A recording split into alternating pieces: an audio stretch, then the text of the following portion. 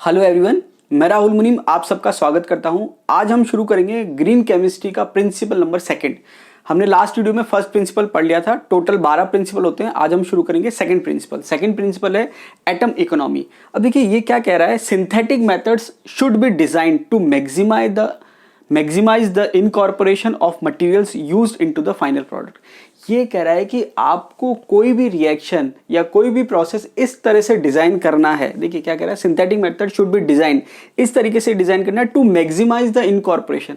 इसका मतलब इनकॉर्पोरेशन का मतलब प्रोडक्ट के अंदर रिएक्टेंट कितना इन्वॉल्व हो रहा है या कितना जा रहा है, उसको आपको मैक्सिमाइज करना है of material into the final product. कहने का मतलब ये है कि आप रिएक्टेंट्स ले रहे हैं और आप फाइनल प्रोडक्ट बना रहे हैं, तो फाइनल प्रोडक्ट में रिएक्टेंट ज़्यादा से ज़्यादा आ जाए, उसकी आपको प्रैक्टिस करनी है या उस तरीके से आपको प्रोसेस डिजाइन करना है। इसको हम कहते हैं एटम इकोनॉमी। ठीक है, ये सेकंड प्रिंसिपल है। फर्स्ट प्रिंसिपल में हमने देखा था कि वेस्ट कम से कम बनना चाहिए और प्रोडक्ट ज़्यादा से ज़्यादा बनना चाहिए। तो यहाँ पर भी ये आप उसको सेम टू सेम कह सकते हैं। तो ये आपके एक तरह से क्या है, क्वांटिटेटिव एनालिसिस है कि आपके जो है रिएक्टेंट जो है कितना प्रोडक्ट में इनकॉर्पोरेट हो रहा है। तो ये आपके सेकंड प्रिंसिपल है। अब देखिए यहाँ पर इंपॉर्टेंट बात क्या है, हिस्टोरिकल पॉइंट ऑफ व्यू से अगर देखें तो Barry Trost from Stanford University published the concept of atom economy. तो अगर आपसे कोई पूछे कि एटम इकोनॉमी का कंसेप्ट किसने दिया, तो आप क्या कहेंगे, बैरी ट्रोस्ट ने दिया। ठीक है, तो ये जो कंसेप्ट था बैरी ट्रोस्ट ने क्या करा, पब्लिश करा, किसमें, साइंस जर्नल में। कब करा, 1991 में। दूसरी बात क्या है कि इस वर्क के लिए इन 1998 he received the presidential green chemistry challenge award. तो यहाँ पर आप कह सकते हैं कि एटम इकोनॉमी का जो कंसेप्ट है वो किसने दिया, बैरी ट्रोस्ट ने दिया। किस में दिया, साइंस जर्नल में पब्लिश किया और 1991 में करा। और इसके लिए इनको जो है ग्रीन केमिस्ट्री चैलेंज अवार्ड मिला। कब मिला, 1998 में। मैं आपको पहले बता चुका हूँ फर्स्ट वीडियो में कि जो ग्रीन केमिस्ट्री चैलेंज अवार्ड है उसकी खास बात क्या है कि इकलौता यूएस का अवार्ड है जो कि प्रेसिडेंट द्वारा दिया जाता है। अब देखिए एटम इकोनॉमी क्या होती है, उसको कैसे निकालते हैं, उससे पहले एक कंसेप्ट जो है जो ट्रेडिशनली जो कन्वेंशनली यूज होता है वो है परसेंटेज यील्ड। परसेंटेज यील्ड का क्या मतलब है, फॉर्मूला अगर हम देखें तो actual yield into 100 divided bye theoretical yield. Actual yield का मतलब क्या है कि आपको एक्सपेरिमेंटली में एक्चुअल में कितना प्रोडक्ट मिला है, वो उसकी एक्चुअल यील्ड कहलाती है। थ्योरेटिकल यील्ड का मतलब थ्योरेटिकली आपको कितना प्रोडक्ट मिलना चाहिए था। फॉर एग्जांपल अगर आप कोई रिएक्शन करा रहे हैं और आपने रिएक्शन को जब आपने लिख के बैलेंस करके देखा तो आपने क्या देखा कि 100 ग्राम प्रोडक्ट बनना चाहिए था। कितना बनना चाहिए था, 100 ग्राम। लेकिन अगर आपने देखा एक्चुअल जो यील्ड है वो कितनी आ रही है, 90 ग्राम। तो इसका मतलब क्या हुआ, एक्चुअल यील्ड 90 ग्राम हो गई, थ्योरेटिकल यील्ड हो गई 100। तो जब आप इसको सॉल्व करेंगे तो 100 से 100 कैंसिल हो जाएगा। इसका मतलब यील्ड कितनी आ गई, 90%। तो कहने का मतलब क्या है, पहले जब हम रिएक्शन को मेजर करते थे कि रिएक्शन अच्छी है या नहीं है, तो हम यील्ड से मेजर करते थे, परसेंटेज यील्ड से, कि अगर परसेंटेज यील्ड कम आ रही है मतलब रिएक्शन अच्छी नहीं है, परसेंटेज यील्ड ज्यादा आ रही है तो रिएक्शन क्या है, अच्छी है। तो ये आपके कन्वेंशनल मेथड था चेक करने का रिएक्शन अच्छी है या नहीं है। लेकिन आजकल जो है हम इससे चेक ना करके हम किससे चेक करते हैं, एटम इकोनॉमी से। अभी हमने देखा एटम इकोनॉमी क्या होती है।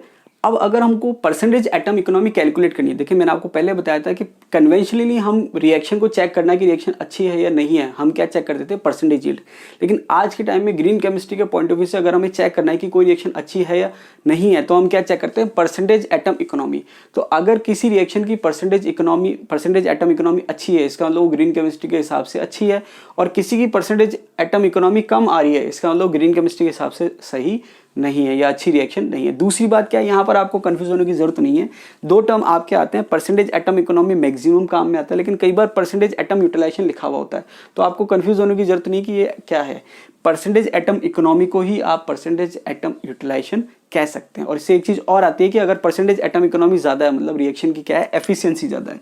क्या है, एफिशिएंसी ज़्यादा है। तो अगर मैं कह रहा हूँ कि रिएक्शन की एफिशिएंसी ज़्यादा है, इसका मतलब मैं ये कह सकता हूँ कि उस रिएक्शन के लिए परसेंटेज एटम इकोनॉमी या फिर परसेंटेज एटम यूटिलाइजेशन ज़्यादा है। अब देखिए इसका फॉर्मूला क्या है, उसको हम कैसे यूज़ कर सकते हैं, कैसे परसेंटेज एटम इकोनॉमी निकाल सकते हैं। देखिए सबसे पहला फॉर्मूला दे रखा है। देखिए मैंने आपको जो है अपने टेलीग्राम ग्रुप में क्वेश्चन शीट जो है शेयर करिए एमसीक्यू की, ग्रीन केमिस्ट्री की। वहां पर एक क्वेश्चन आपके दे रखा है कि परसेंटेज एटम यूटिलाइजेशन का फॉर्मूला क्या है। तो वहां पर जो आपके सही ऑप्शन है वो ये आपके फर्स्ट फॉर्मूला मैंने लिख रखा है। क्या दे रखा है, molecular weight of desired product into 100% divided by molecular weight of desired product plus by product. अब ये क्या कह रहा है कि आप परसेंटेज एटम इकोनॉमी कैसे निकालते हैं कि जो डिजायर्ड प्रोडक्ट है उसका वेट ऊपर, या मॉलिक्यूलर वेट आप कह सकते हैं वो ऊपर, और नीचे जो आपके डिजायर्ड प्रोडक्ट है वो, और प्लस आपके साथ में जो बाय प्रोडक्ट बन रहा है उसका वेट भी आपको साथ में लिखना है। तो आपने क्या फॉर्मूला पढ़ा, molecular weight of desired product. Desired product का जो मॉलिक्यूलर वेट है, जो आप प्रोडक्ट बनाना चाहते हैं वो आपके डिजायर्ड प्रोडक्ट होता है, और जो प्रोडक्ट आप बनाना नहीं चाहते फिर भी बन जाता है उसको हम कहते हैं बाय प्रोडक्ट या वेस्ट कह सकते हैं।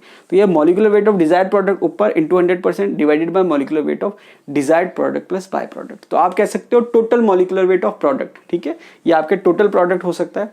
इसके अलावा ऑल्टरनेट फॉर्मूले जो हैं, दूसरे फॉर्मूले जो हैं वो क्या हो सकता है, formula weight of atoms utilise into 100%। इसका मतलब क्या है कि जो रिएक्टेंट है तो उसमें मॉलिक्यूल्स होंगे तो एटम होंगे, कितने एटम जो हैं वो मेन प्रोडक्ट या डिजायर्ड प्रोडक्ट में इनकॉर्पोरेट हो रहे हैं, ठीक है, समझ में आ रही है बात। तो ये कह रहा है formula weight of atom utilise, इसका मतलब एक तरह से यही हो गया कि डिजायर्ड प्रोडक्ट का फॉर्मूला वेट हो गया, क्योंकि जितने एटम यूटिलाइज होंगे वही प्रोडक्ट बना रहे उस हिसाब से हो जाएगा, divided by formula weight of all reactant. तो मैंने आपसे क्या कहा, एक चीज और होती है law of conservation of mass. Law of conservation of मास क्या कहता है कि आपके जितने रिएक्टेंट हैं वो आपके अगर कंप्लीटली रिएक्शन करके प्रोडक्ट बना रहे हैं तो जो रिएक्टेंट का मास है वही क्या होगा, प्रोडक्ट का मास होगा। मतलब अगर टोटल रिएक्टेंट का वेट 100 ग्राम है और वो कंप्लीटली रिएक्शन कर रहे हैं तो जो टोटल प्रोडक्ट बनेगा उसका वेट कितना होगा, 100 ग्राम। हो सकता है उसमें से डिजायर्ड प्रोडक्ट का वेट कुछ और हो और बाय प्रोडक्ट का कुछ और हो, लेकिन टोटल वेट सेम होता है। तो यहाँ पर आप नीचे जो है टोटल प्रोडक्ट का वेट लिख सकते हैं या टोटल रिएक्टेंट का वेट लिख सकते हैं। तो उसके अलावा और भी फॉर्मूले दे रखे हैं, mass of desired product into 100% divided by total mass of all reactant और प्रोडक्ट। तो देखिए यहाँ पर सब फॉर्मूले देखने में थोड़े डिफरेंट लग सकते हैं लेकिन सबका मीनिंग एक है। ये क्या कह रहा है, मास। अब देखिए चाहे आप मॉलिक्यूलर वेट कहें फॉर्मूला में, चाहे आप फॉर्मूला वेट कहें, चाहे मास कहें, रिजल्ट सेम आएगा। क्या आएगा, रिजल्ट सेम आएगा, तरीके अलग अलग है। मास ऑफ डिजायर्ड प्रोडक्ट का कितना मास है, मतलब रिएक्शन में वो कितना बन रहा है, divided by total mass of all reactant, divided by मतलब या तो सारे रिएक्टेंट का मास ले लो या सारे प्रोडक्ट का मास ले लो। तो आप क्या कर सकते हैं, परसेंटेज एटम इकोनॉमी या परसेंट एटम यूटिलाइजेशन निकाल सकते हैं। इसके अलावा लास्ट फॉर्मूला दे रखा, formula mass of desired product into 100% divided by total formula mass of all reactant और प्रोडक्ट। आई थिंक आपको समझ में आ गया होगा। फिर भी अगर आपको समझ में नहीं आया तो एक एग्जांपल से हम इसको समझने की कोशिश करते हैं। देखिए मैंने सिंपल से एक एग्जांपल लिया है, A + B gives C + D। यहाँ पर क्या है, ये रिएक्टेंट है A और B, और C और D क्या है, प्रोडक्ट है। C को मैंने बॉक्स में बना दिया, इसका मतलब ये क्या है, मेरा P है। P का मतलब डिजायर्ड प्रोडक्ट है। इसका मतलब D जो हो गया वो क्या हो गया, बाय प्रोडक्ट हो गया, हम कह सकते हैं वेस्ट हो गया।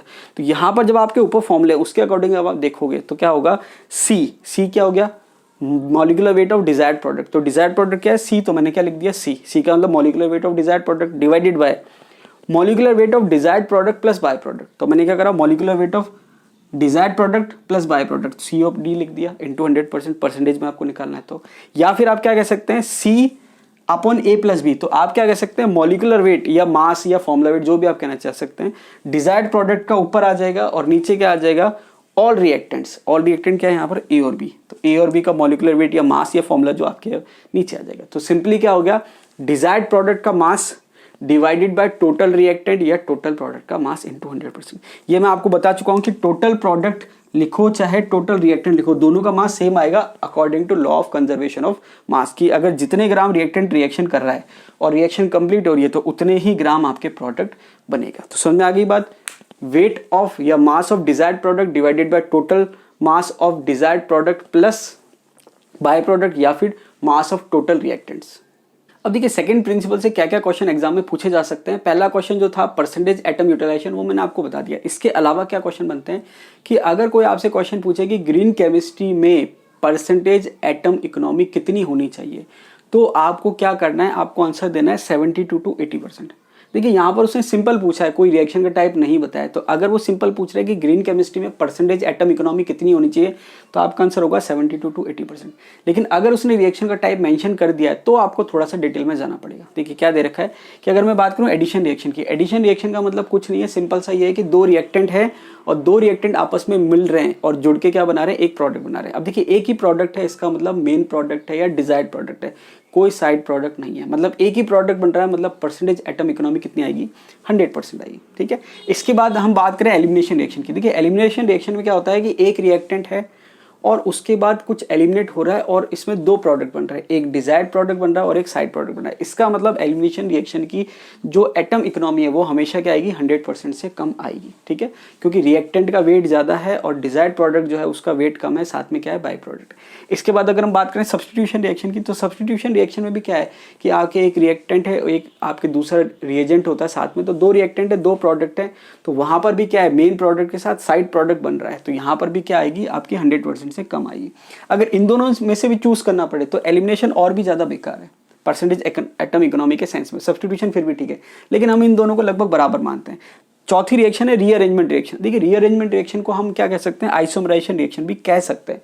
अब रीअरेंजमेंट में होता है क्या है कि एक मॉलिक्यूल है, कुछ एटम ने अपनी पोजीशन चेंज कर ली और रीअरेंज हो गए और क्या बना लिया, रीअरेंज प्रोडक्ट बना लिया, जिसको हम आइसोमर भी कह सकते हैं। तो देखिए क्योंकि आपके एक ही रिएक्टेंट था और वही एज इट इज क्या है, प्रोडक्ट है, मतलब एक ही प्रोडक्ट बन रहा है, तो आप ध्यान रखना जहां पर भी एक प्रोडक्ट बन रहा है वहां पर परसेंटेज एटम इकोनॉमी क्या आएगी, 100% आएगी, मतलब वेस्ट जीरो है। तो जहां पर वेस्ट जीरो है परसेंटेज एटम इकोनॉमी क्या है, 100%। तो यहाँ पर आप क्या कह सकते हैं, रीअरेंजमेंट रिएक्शन के लिए आपके क्या है, परसेंटेज एटम इकोनॉमी क्या है, 100%। तो आपके दो तरीके से क्वेश्चन पूछे जा सकते हैं। एक क्वेश्चन तो यह है कि सिंपल ग्रीन केमिस्ट्री में परसेंटेज एटम इकोनॉमी कितनी होगी, तो आप कौन सा देना है, 72 to 80%। लेकिन वो अगर आपसे कह रहा है कि एडिशन रिएक्शन के लिए या फिर रीअरेंजमेंट रिएक्शन के लिए परसेंटेज एटम इकोनॉमी कितनी होगी, तो आप क्या कहेंगे, 100%। इसके अलावा अगर वो आपसे कहे निम्न में से कौन सी रिएक्शन के लिए परसेंटेज एटम इकोनॉमी मैक्सिमम है, तो आप क्या कहेंगे, ऑप्शन में या तो रीअरेंजमेंट होगा या एडिशन होगा, दोनों नहीं होंगे, ठीक है। वो एक ऑप्शन जैसे मान लीजिए कंडेंसेशन रिएक्शन डाल देगा तो आपको क्या कहेगा, मैक्सिमम परसेंटेज एटम इकोनॉमी किसकी होगी, तो आंसर क्या होगा, या तो एडिशन रिएक्शन ऑप्शन में होगा या फिर आपके रीअरेंजमेंट रिएक्शन ऑप्शन में होगा। इसके अलावा एक क्वेश्चन और पूछ रखा है शीट में, तो वहां पर देखिए एक लाइन दे रखी है, reaction involves reorganisation of the atoms of the molecule. ये कह रहा है कि कौन सी रिएक्शन है, रिएक्शन का टाइप पूछ रहा है जिसमें क्या है, reaction involve reorganisation of the atoms, मतलब एटम्स क्या है, रीऑर्गेनाइज हो रहे हैं मॉलिक्यूल के अंदर और नया प्रोडक्ट बना रहे हैं। तो इसका आंसर क्या हो जाएगा, रीअरेंजमेंट रिएक्शन। कुछ एग्जांपल्स लेते हैं। अब देखिए फर्स्ट रिएक्शन दे रखा है इथीन प्लस ऑक्सीजन, कैटलिस्ट के प्रेजेंस में रिएक्शन हो रही है और क्या बन रहा है, इथीन ऑक्साइड या इपॉक्साइड बन रहा है। अब देखिए यहाँ पर अगर आप देखें टाइप ऑफ रिएक्शन क्या है, एडिशन रिएक्शन है, टाइप ऑफ रिएक्शन क्या है, एडिशन रिएक्शन है, और एक ही प्रोडक्ट बन रहा है जो कि क्या है, डिजायर्ड प्रोडक्ट है, कोई बाय प्रोडक्ट नहीं है। तो अगर आपसे कोई पूछे इस रिएक्शन के लिए परसेंटेज एटम इकोनॉमी कितनी होगी, तो आप क्या कहेंगे, इस रिएक्शन के लिए परसेंटेज एटम इकोनॉमी कितनी होगी, 100%। बात समझ में आ रही है। सेकंड एग्जांपल है डील सेल्टर रिएक्शन, ये डाइईन है, ये डाइनोफाइल है, थर्मल कंडीशन में रिएक्शन होती है और ये आपके साइक्लोहेक्सेन प्रोडक्ट बन रहा है। अब आप यहाँ देखेंगे कि ये साइक्लो एडिशन रिएक्शन का टाइप है, तो यहाँ पर ये आपके दो रिएक्टेंट हो गए और ये आपका एक प्रोडक्ट हो गया जो कि मेन प्रोडक्ट है या डिजायर्ड प्रोडक्ट है, कोई साइड प्रोडक्ट नहीं है। तो यहाँ पर इसके लिए भी जो परसेंटेज एटम इकोनॉमी आएगी वो क्या आएगी, 100% आएगी। नेक्स्ट एग्जांपल है formation of ammonia in Haber process. अब देखिए इसमें क्या है कि नाइट्रोजन और हाइड्रोजन रिएक्शन कर रहे हैं और क्या बना रहे हैं, अमोनिया, किसकी प्रेजेंस में, आयरन और मोलिब्डेनम की प्रेजेंस में। यहाँ पर आयरन जो है कैटलिस्ट का काम करता है और मोलिब्डेनम जो है किसका है, कैटलिस्ट प्रमोटर का काम करता है। अब आप देखेंगे यहाँ पर दो तरह के रिएक्टेंट है लेकिन एक ही तरह का प्रोडक्ट बन रहा है जो कि अमोनिया है, जो कि हमारा मेन प्रोडक्ट है या डिजायर्ड प्रोडक्ट है। इसका मतलब कोई साइड प्रोडक्ट या बाय प्रोडक्ट नहीं बन रहा। इसका मतलब अगर हम देखें इस रिएक्शन के लिए परसेंटेज एटम इकोनॉमी निकालें तो कितनी आएगी, 100%। कितनी आएगी, 100%। तो देखिए ये तीन एग्जाम्पल आपने देखे जिसमें तीनों में क्या आ रहा है, 100% परसेंटेज एटम इकोनॉमी आ रही है।